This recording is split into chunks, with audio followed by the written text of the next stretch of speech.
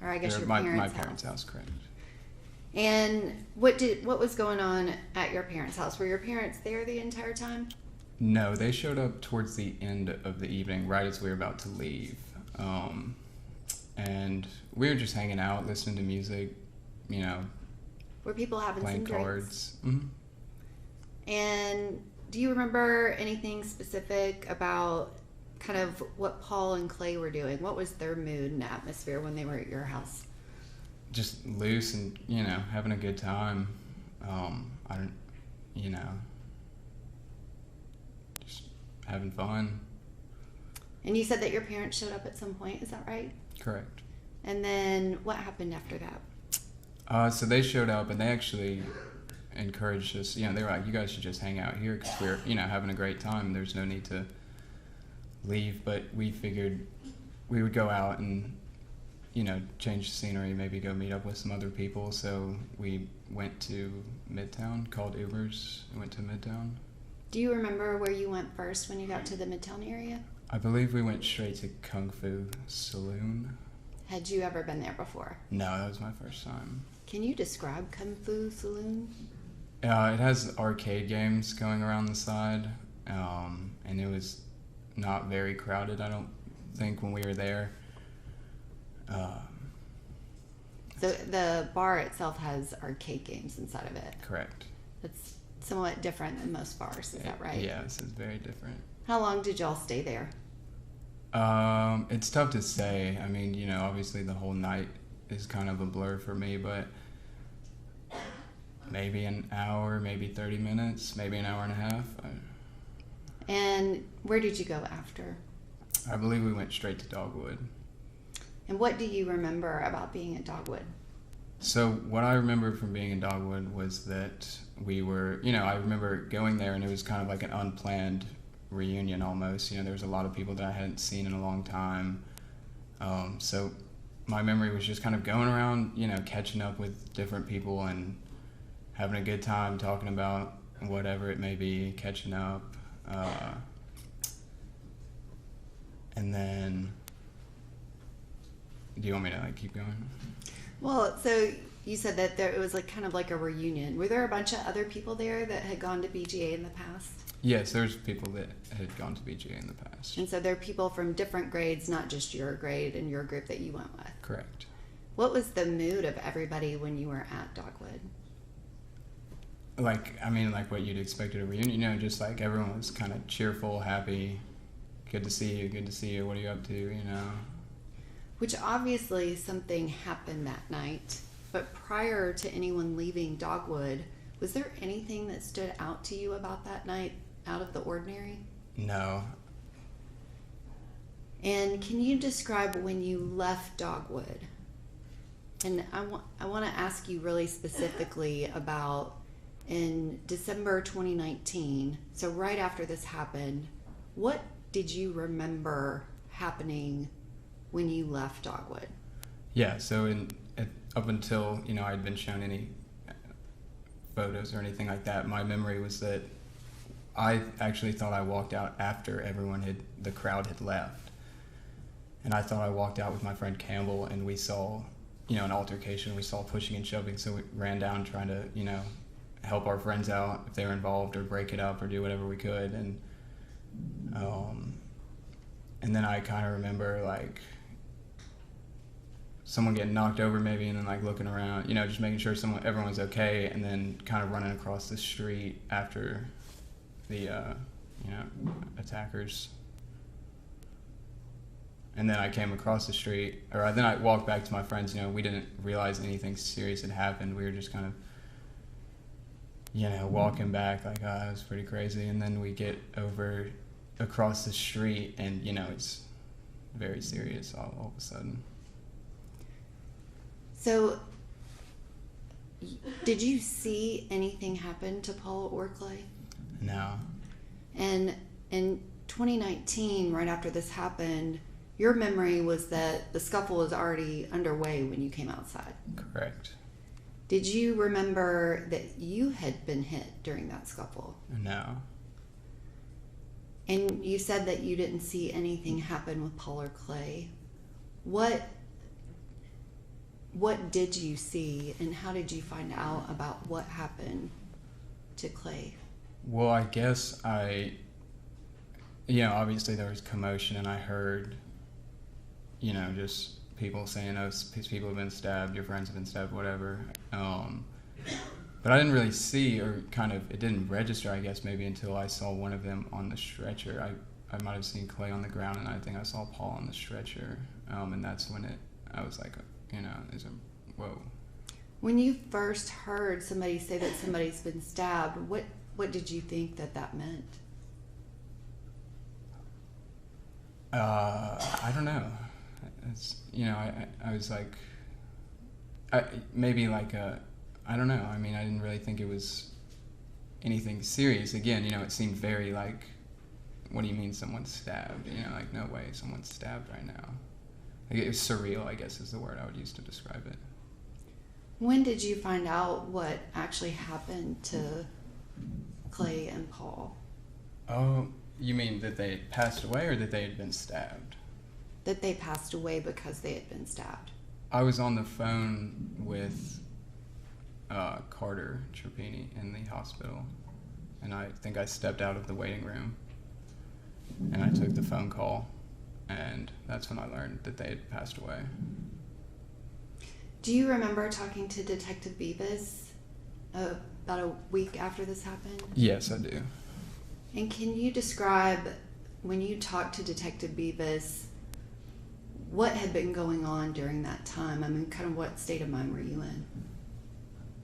Just, again, like, you're walking in a dream, like, you're all of a sudden, coming home for Christmas break, you're seeing your friends, you're coming to town for the holidays, it's a very cheerful time, and then all of a sudden you're going to funerals, you're hanging out at the hospital, you're crying, you're comforting friends, it was like just unreal.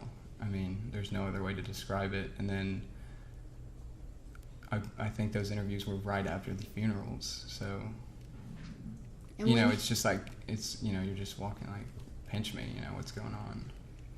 And when Detective Beavis interviewed you, did he show you any of the video from outside or inside the bar that night? He showed me photos, yes, and those photos, like, kind of proved my memory. What I thought I knew up until that point was not accurate. And were those photos, they were still photos, is that right? Correct. Was that of everybody kind of standing outside the doorway? I believe one was from the stair as we're walking down the stairs, and one was from like a street view, yes. And so after he showed you the photos, I guess, what, if anything, did that kind of do for your memory? I mean, it just makes you, it makes you question yourself a lot. It makes you, you're like, wait, at least the memories that I thought I had, clearly they're wrong, because this is photo evidence that says they're wrong. It's kind of, it's just hard to comprehend, Did you remember being there when Mr. Folks was hit? No. And after you saw that photo, you realized that you were, is that right? Yes. But you didn't have any independent memory of that, is that right? Correct. And Detective Beavis, he just showed you those still photos, is that correct? To my memory, yeah. When was the first time that you saw any video from the incident itself? November of this past year. And was that just the video from outside the bar? Yes. And was it a fairly short clip that you saw? Yeah, sure.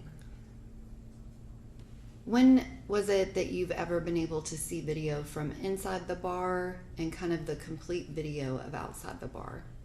Not until the last few days. And after seeing that video, does it make you have a clear memory of everything that happened?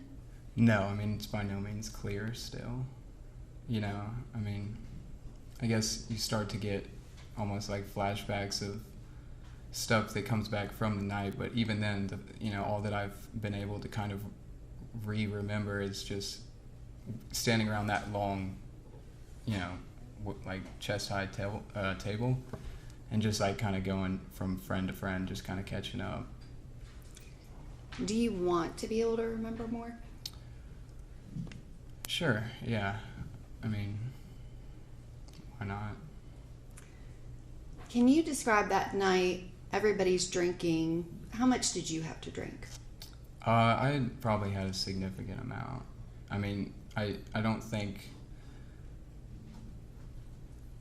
the trauma of the incident was the only thing blurring my memory.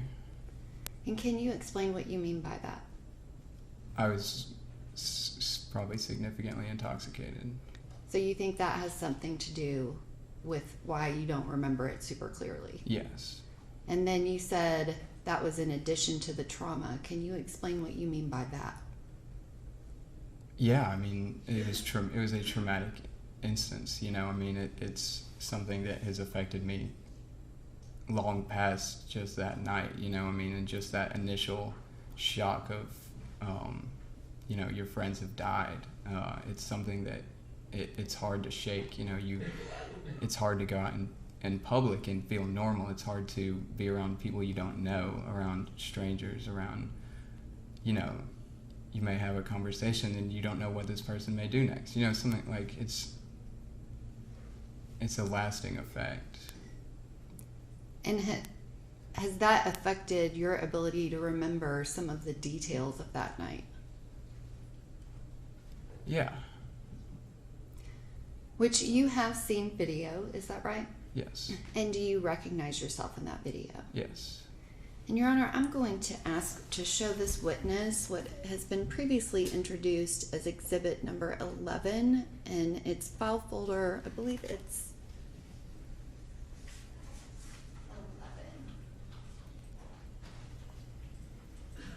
11.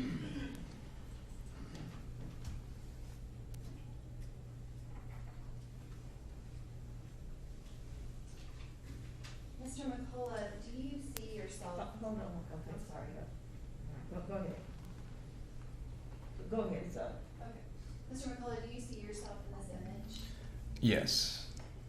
And just for the court record, it is at 02:38 and now 15 seconds. Which you can touch your screen and your screen will make a mark. Can you just point out where you are? The one with the back to the camera. And who are you talking to? My friend Campbell Parker. Now, do you recall anything about your and Campbell's conversation? No. Do you see any of your other friends in the image?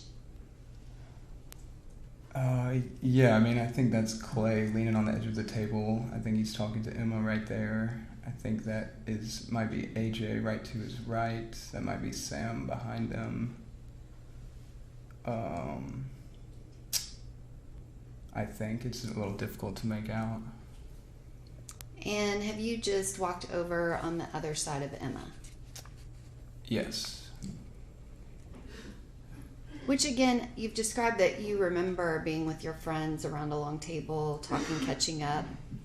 Was there anything else that happened inside that bar that stood out to you that night? Not that was significant, no. And do you know what's kind of going on right now with your friend group? Do you remember? Not at all, no. I don't remember, but it looks like we're just talking.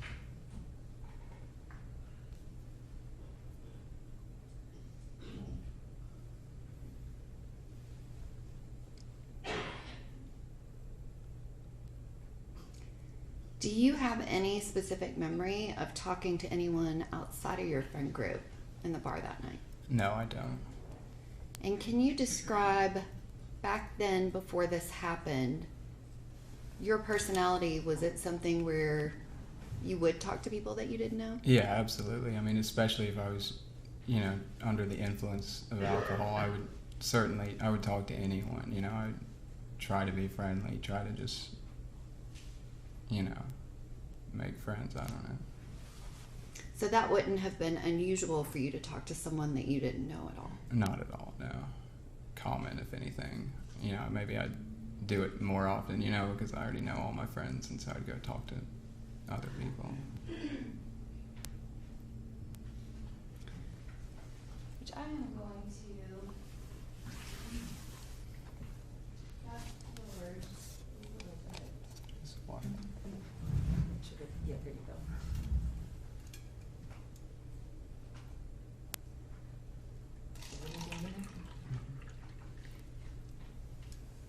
Mr. McCullough, do you know what's happening at this point at 2:41:35? No, I mean, it looks like we're just joking around.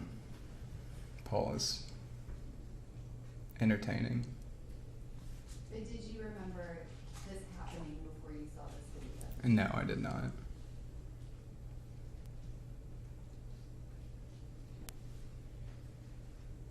And I am gonna fast forward a little bit further. Now we're at 2:42:30. Do you remember what you're seeing yourself do in this video? Can you describe what you're doing? It looks like I'm talking to Mr. Mosley. Do you remember that at all? Not at all.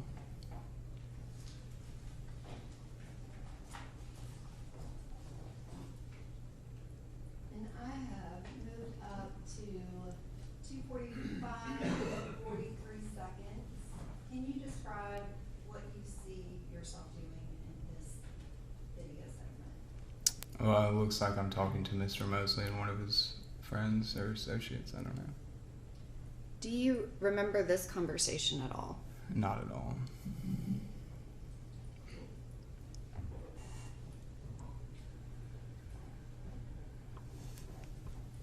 And it appears that at some point, I guess you've kind of motioned over to Emma Yoder, which, just based off of knowing yourself, what, if anything, might you have been talking to Mr. Mosley about?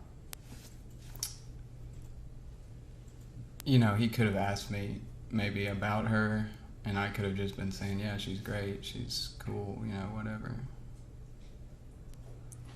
Would you have directed him to do anything? I don't think so.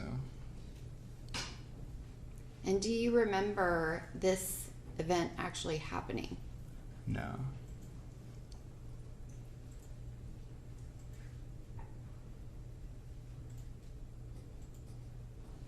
And kind of anything about this interaction, did that stick out to you at the time at all? Not at the moment, no.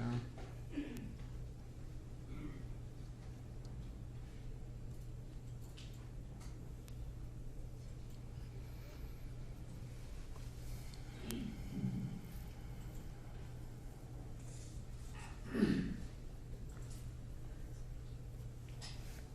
am now going to open Exhibit 11, file folder 10, which is the video of this staircase. And Mr. McCullough, do you see yourself in the video from the stairs? Yes, it looks like I'm right there in the front.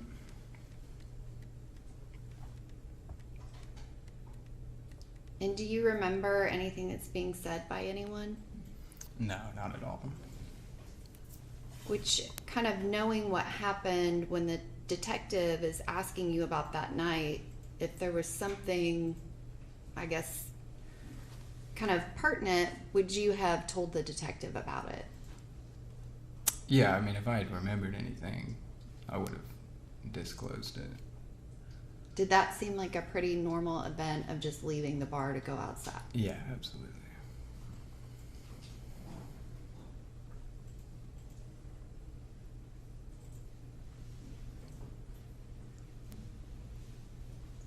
I am now showing Exhibit 11, Folder 7. Mr. McCullough, do you see yourself in this video image? Yeah. And is this part of the still photos that Detective Beavis showed you at some point? It appears to be the same, from the same camera. And is this what you described of not realizing that the fight had not started before, you were already outside before the fight started? Yes. And again, you said that you don't have an independent memory of this. Is that right? Correct. Do you see yourself in that video? Yes. Yes, I just got shoved. And I just missed. And then I got hit. But after this happened, you didn't actually remember getting hit. Is that right? Correct. Now I want to back up just a little bit.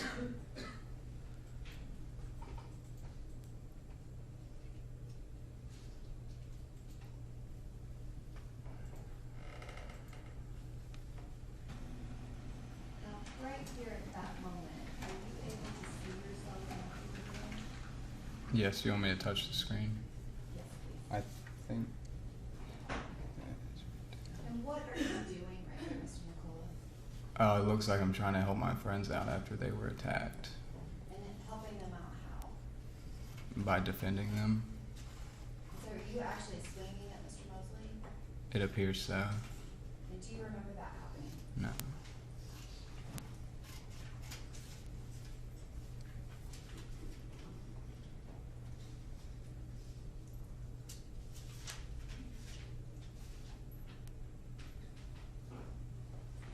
Were you able to see yourself in that video, Trey? Yes.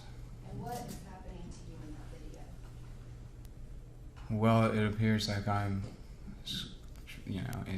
entangled up with Mr. Mosley. I was trying to hit him. It doesn't appear like I maybe did, and then I got pushed out of frame.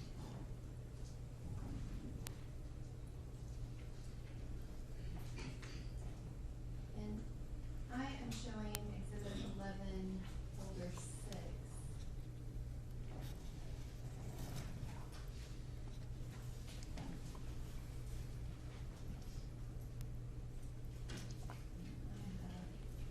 Fast forward to about a minute into the video.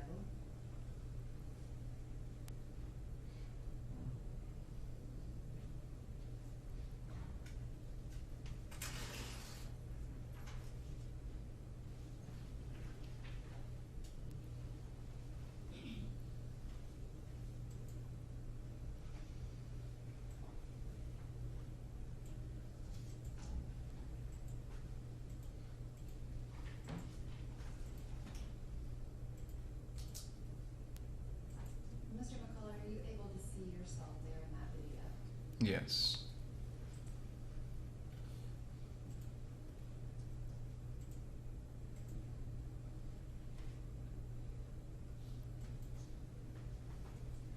And can you press the screen and indicate where you are? And do you know who is there with you? I believe it's David Bates.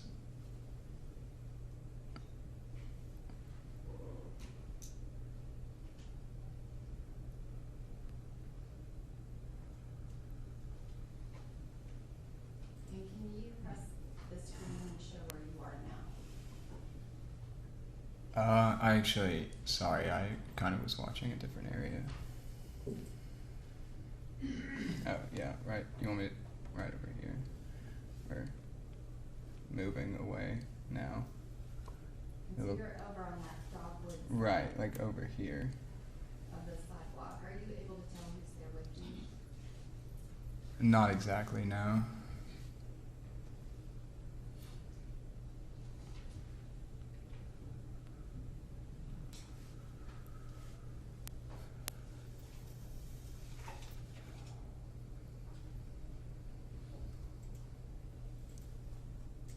Do you remember seeing Paul and Clay walk across that street? No, I don't.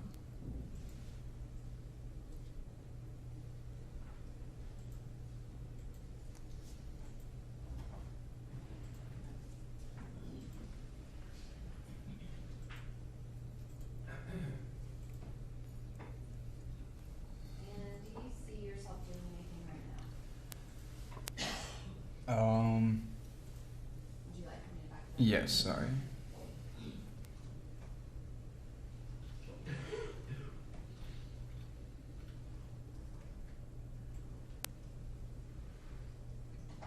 Oh yeah, so there it appears I'm kind of jogging across the street. And is that something that you remember doing? Kind of vaguely, yes.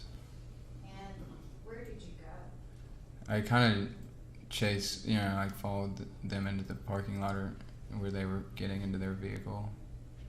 Do you remember seeing anybody get into the vehicle? I remember seeing 2 people get into the vehicle. And then eventually, do you come back over to the area of the sidewalk where the Dogwood bar is? Yes, and then I walked across the sidewalk. When was it that you realized what happened to AJ Bethurum? Oh, age? Not until, I guess maybe when we got to the hospital. I believe he was in the hospital as well. I don't know. It was a little after the fact. I didn't realize that it happened until later. So while you're at the actual scene of where everything's happening, you don't even know what's happened to AJ. Correct.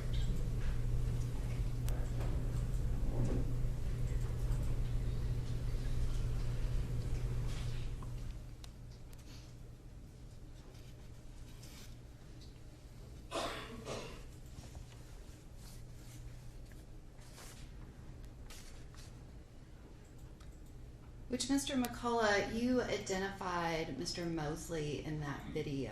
Did you know him prior No, I did not. to this happening?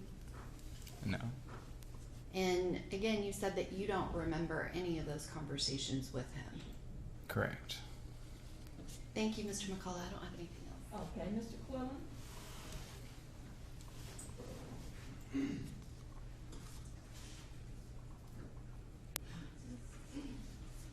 Mr. McCullough, if I understand you correctly, your independent memory of the events of that day are just unreliable.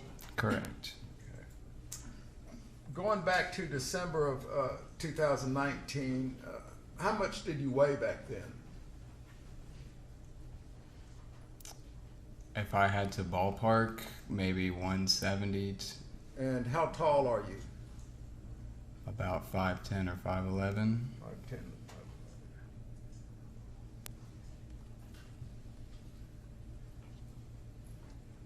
And David Bates was at your house on the evening of the 20th, correct? Correct. And he's a really big guy, correct? If you would like to describe him that way, yeah, he's Well, pretty big. 6'5" tall, isn't he? Sure. And he went to Christ Presbyterian as opposed to BGA. Yes. Now, your relationship with Emma Yoder, you were dating her as late as August of 2014, correct? I'm not exactly sure. That was a long time ago. Well, that would have been right before your junior year or 11th grade year. Sounds correct. And did the relationship terminate then, or the 11th grade? I mean, or I 12th guess grade, in or? a intimate way, but not in a friendship way, you know, not in like a friendly way. Okay. Well, I mean, when did you stop calling her your girlfriend? I couldn't give you an exact time. I mean, I guess somewhere around that time period. Okay. And she broke up with you? I probably.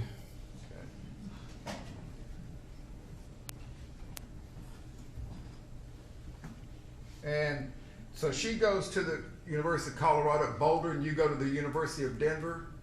Right out of high school, correct? Okay. And were you hoping to rekindle the romance with Ms. Yoder? Not particularly. I mean, we were still friends, and we had similar interests in the fact that we were both drawn to those schools. Okay. Now, did you play football at Battleground Academy? I did for 1 year, 1 year. Which year? my senior year. Senior year. And what position did you play?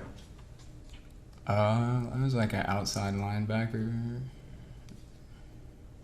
And did you play baseball? I did. You were a third baseman? I was an outfielder. Outfield. Now, to your get together on the evening of the 20th, do you remember what time your guests arrived? Were No. you still sober at that point? Yes, I was still sober. Paul was the first of my friends to arrive. It's tough to say exactly a time, but maybe anywhere from 6 to 8 p.m. So, well, let me ask you about Mr. Beathard. Now, is it fair to say that Mr. Beathard was only lightly intoxicated? Or do you know enough to even make that evaluation? No, I couldn't say how intoxicated he was. So, and you don't have any memory of you and Mr. Beathard laughing at Mr. Folks, how intoxicated he was? No. All right, I'm going to show you a still from 235-43.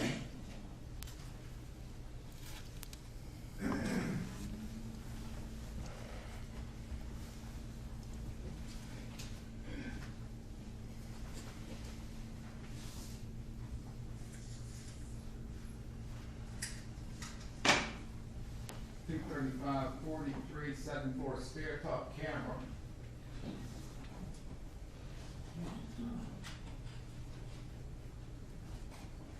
And I'll show you a closer one in a second, but that's you, Mr. McCullough, right there. It appears so.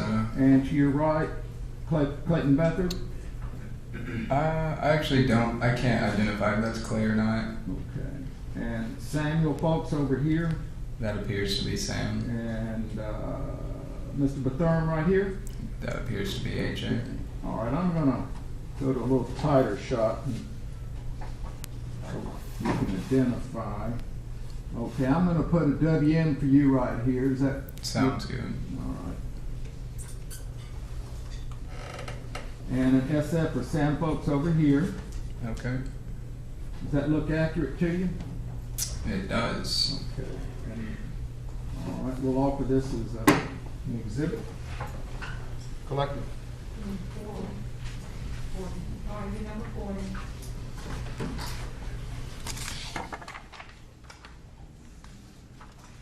Now I'm going to show a video starting at 2:35:43 a.m. marked as DFTID 8.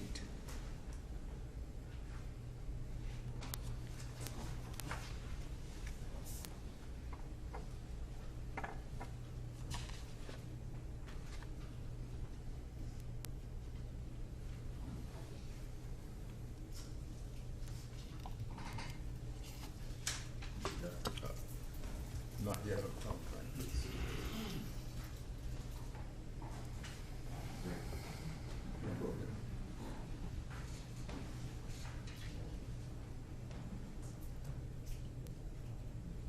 All right, it appears you're talking to Mr. Beathard, correct? And Sam Folks comes around and gives you a shove. That does look like Sam. And then Mr. Folks wandered, well, let me wait a second. Doing a little pushing. Then Mr. Beathard, you and Mr. Beathard laugh at Mr. Folks, how intoxicated he is. Mr. Beathard doubles over laughing. Is that a fair characterization? Again, I have no idea what was said in that conversation, but it appears to be the person I'm talking to is laughing. Okay, all right. We'll offer that as our next exhibit. Number 49.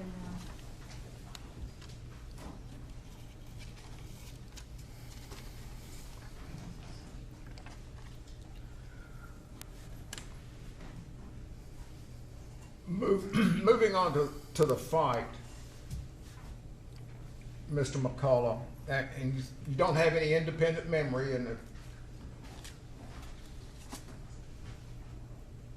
without pictures, you just can't say what you did or didn't do. Correct. I don't have any independent memories. Okay. And you don't remember a man holding Mr. Mosley in a chokehold and you hitting him at that time? I don't remember that. All right.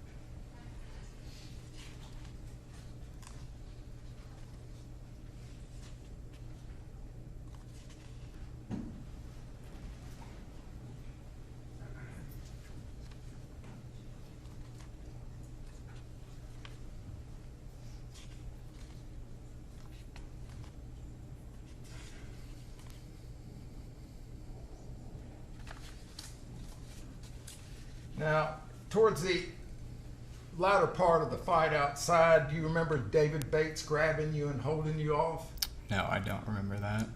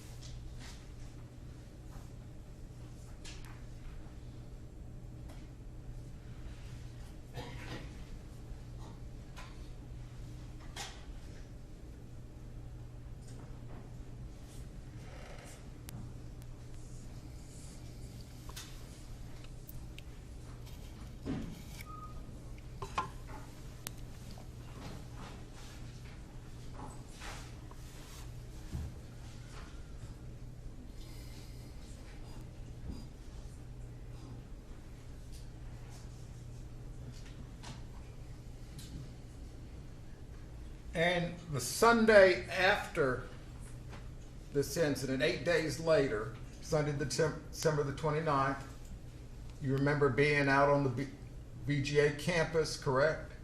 Correct. And you were sober that day. Correct. And Detective Beavis asked you specifically if you observed inside the Dogwood Bar any interactions between Mr. Mosley and your group. Correct. Yeah. And you didn't say I was too drunk to remember, did you? I'd have to listen to the exact audio recording again to tell you what I said again. I mean, it was a very busy time with a lot of trauma, a lot of grieving, a lot of things you don't want to do. And so it's tough to say exactly what I said in a conversation. Let's play defendant ID, DFT ID 22, audio only.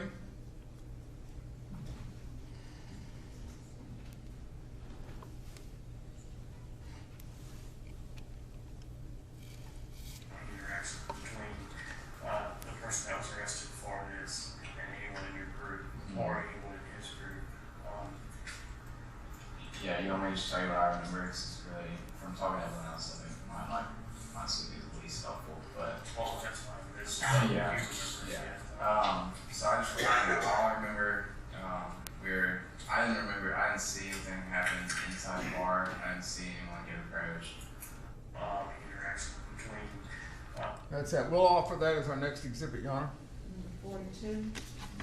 Let's see. Is that DFT? Was that 22? And if I may have a moment.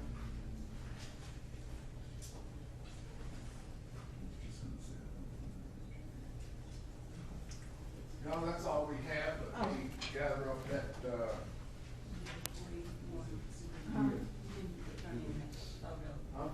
Two of them I gotta put in. Yeah, number 41, I believe, was the video, DFT ID 8, if I'm not mistaken. And That should be 22. 41. 42 should be DFT ID 22, that's the audio interview.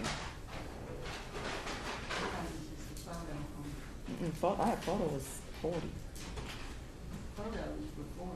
Right, photo was 40. Then he had DFT ID 8, that was the video. I thought, was that not a video? Lisa says it was a video, DFT 40, number 41.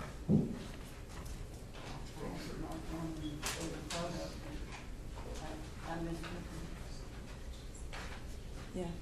Okay, have you concluded your cross-examination? Yes, Your Honor. Thank you, Mr. McCullough. All right, thank you. Anything to redirect? No, Your Honor. All right, thank you, Mr. McCullough. You may step down, Thank take you. your time, watch your step.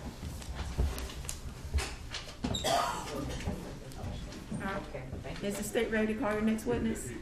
Yes, Your Honor, there is an issue if we might approach. Yes.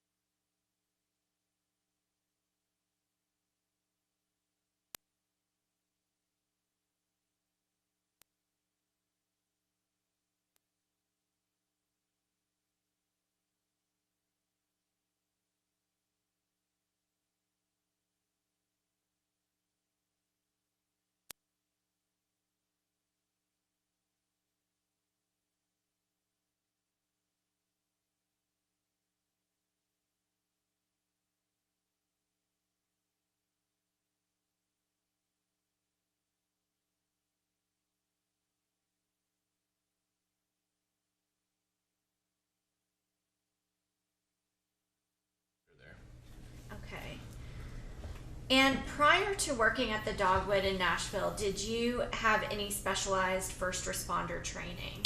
Yes, I was a deputy in Kentucky for a period of time. We went through basic, self-defense techniques and basic medical life rescue classes and techniques. Okay. I want to call your attention to December 20th, 2019 and into the early morning hours of December 21st of 2019. Mm-hmm. Were you working on that day? Yes, ma'am. Can you tell the jury what you were doing for Dogwood on that day?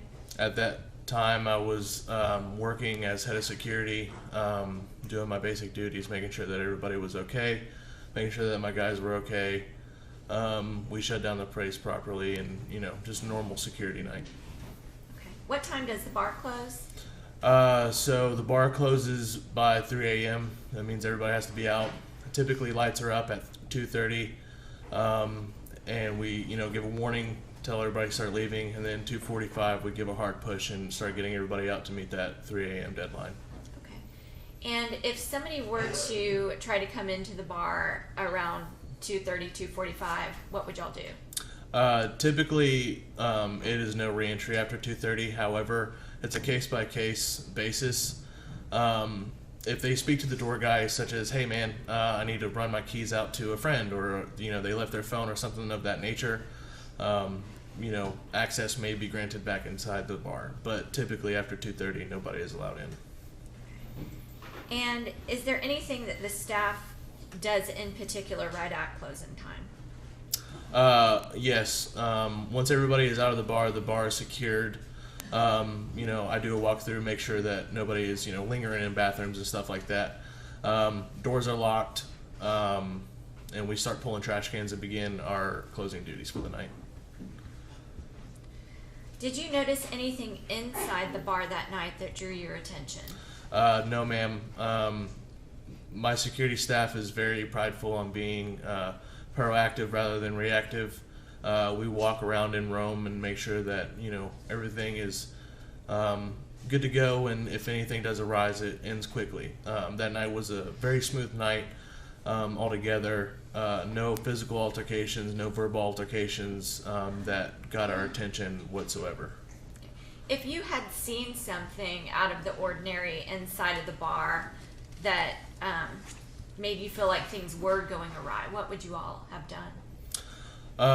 Well, if it's a verbal altercation, then myself and or other security guards would interject, separate both parties. If it's a pretty heated argument, then we would just ask both parties to leave. Typically, our rule of thumb, if it's a verbal altercation to that point or a physical altercation, the rule is one party goes out, one exit. We hold the second party until the first party is left, and we bring the second party out and we take them out the second exit. But like I said, there was nothing of that nature that night. Okay. So after everyone was out of the bar, did you notice anything that drew your attention? Yes. While I was beginning my closing duties, I had heard that there was an altercation beginning outside. I remember looking out there and not really seeing much, much as in it didn't look really threatening, if you will. Looked like just like a bunch of people, pushing and shove each other. Nothing too crazy.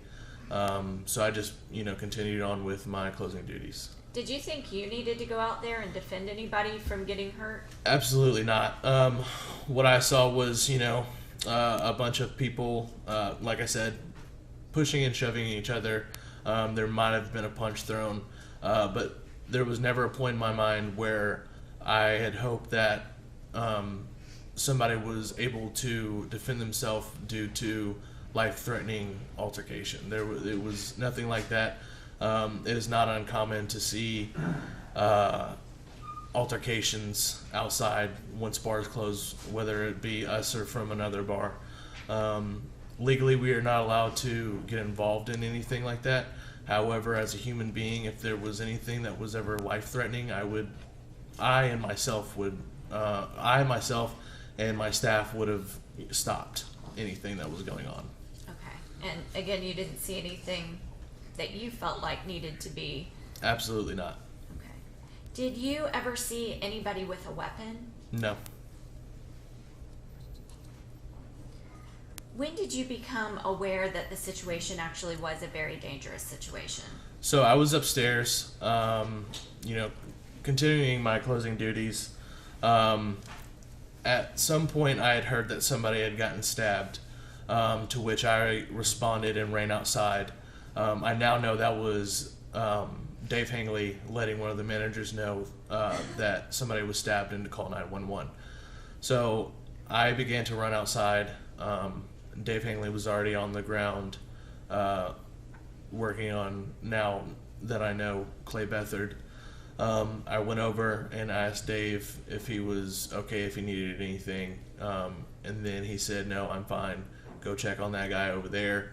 I looked up, and then I had seen what I now know as Paul laying in the alleyway. Okay. And can you tell the jury how you interacted with Paul Trapeni? Yes. So once I got over there, there was a crowd of people around him, obviously his friends, trying to wake him up and stand him up and stuff like that. I physically removed a couple people in a non-malicious way, obviously. I went down. I asked him if he could tell me his name. He gave no response. I began examining him to the best of my ability. I seen obviously copious amounts of blood, at which time I lifted up his jacket and shirt and began to do a body sweep to try to find where the blood was coming from. At which point I found about an 1.5-inch laceration right here around his diaphragm area. At which time I began to apply pressure. I instructed another security guard to go get me some towels. I continued to talk to Paul, told him, hey man, it's going to be okay, I'm here with you. I instructed one of his friends to hold his head and keep talking to him. During this whole process, he began to vomit a little bit. So I had everybody roll him on his side, kind of. Once my security guard came over Can I with ask you to pause there for just a moment? Yes. You said that you were talking to Mr. Trapeni Mhm. Before he was rolled over onto his side. Was he able to respond to you in any way or communicate with you at all? Absolutely not.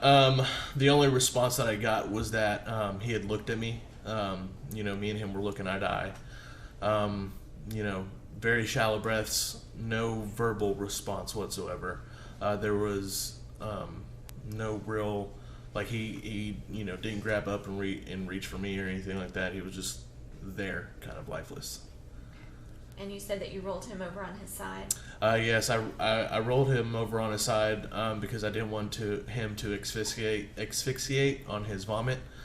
Once my security guard grabbed the towels for me, we call it a speedball. Basically, it's usually used for gauze, but basically you make a very tight ball and you pack it into the wound and you keep packing to try to stop the bleeding or clot whatever is in there. So I tried making a speedball and I began to put it inside of Paul and his laceration. However, the towel was just too thick to make a proper speedball. So what I did was pulled it out, wrapped the towel around my hand, and I stuck my fingers inside of the wound cavity. And at that time, we rolled him back on his back. I noticed that he was still losing a lot of blood. I'm continuing to talk to him through this entire process. Hey, Paul, you're going to be okay. Stay with us. You're going to be all right. Everything's going to be okay. At which time, at some point, I should say, I took one of his legs and propped it up on my knee. I was kind of standing in a kneeling position. I had one knee up, and I propped his left leg on my left knee to try to circulate some more blood to his core. Still, like I said, no response from him. As it started to progress into the night, waiting for Metro to arrive, I don't really, I don't know the medical term, but whenever somebody passes away, they give one last breath, and it's more of a groan rather than a breath. And whenever I was looking at Paul, trying to talk to him, try to keep his, spirits up, he let out that groan. At which time I felt that he had passed away. I obviously still waited for Metro to arrive. Once they did arrive, I told one of the officers, kind of, in secret, if you will. Not really in secret, but, I didn't want to freak anybody out. I had informed one of the Metro officers that I had thought that Paul had passed away because he let out that groan and he was very flushed, and there was no more response as far as him looking at me anymore. So, How were Mr. Trapeni's friends reacting during this time? it is a very chaotic situation. A lot of screaming, yelling, crying, obviously, as they should. Once Metro arrived and EMS got there, obviously they took over the scene. They're all trying to console each other. It is a very, very chaotic situation. I had instructed my security guards and all other staff that was outside to get inside so we are not in the way of Metro and EMS. I do remember whenever I was walking inside, there was another individual sitting on our planters that had a laceration over his eye. But EMS was already working on him, so there was no need for me there.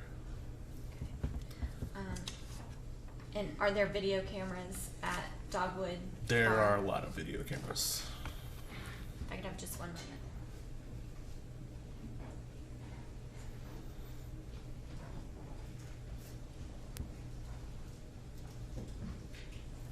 Your Honor, those are my questions. Okay.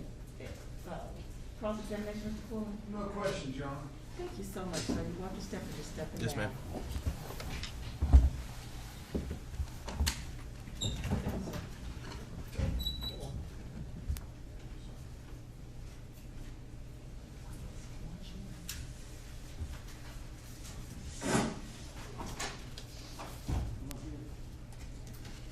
This is probably a good time for us to break for lunch. We'll go ahead and let you break for lunch. And do I need to repeat the rule? That y'all know it by heart? Okay, all right. All rise.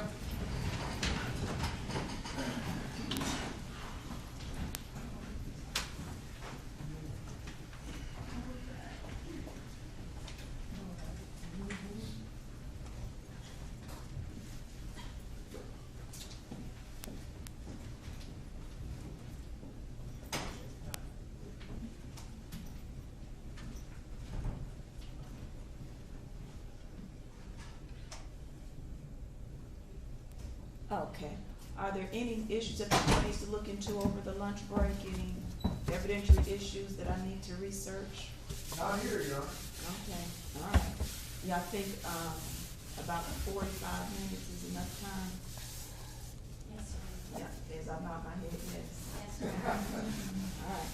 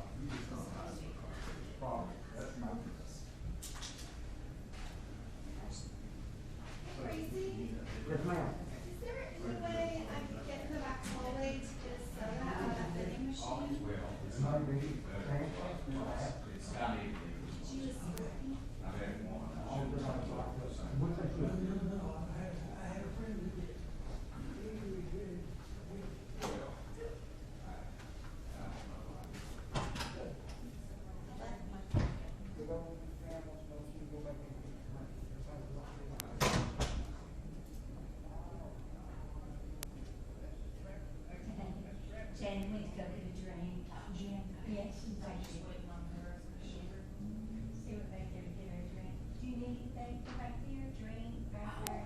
Good, thank you. Thank you so much. Are you doing okay? I'm doing good, yeah. Good.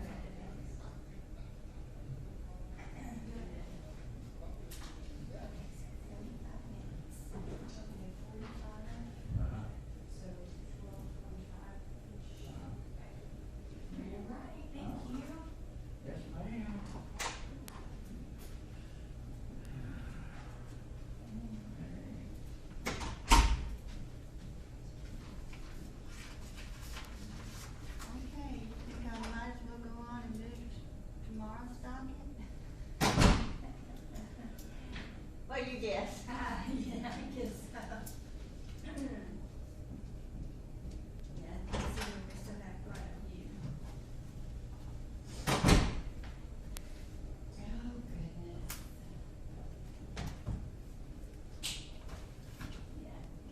Yeah. Yes, the question, the answer is yes, right? Well, yeah. Yeah, for tomorrow, for sure. I might as well move tomorrow's docket there,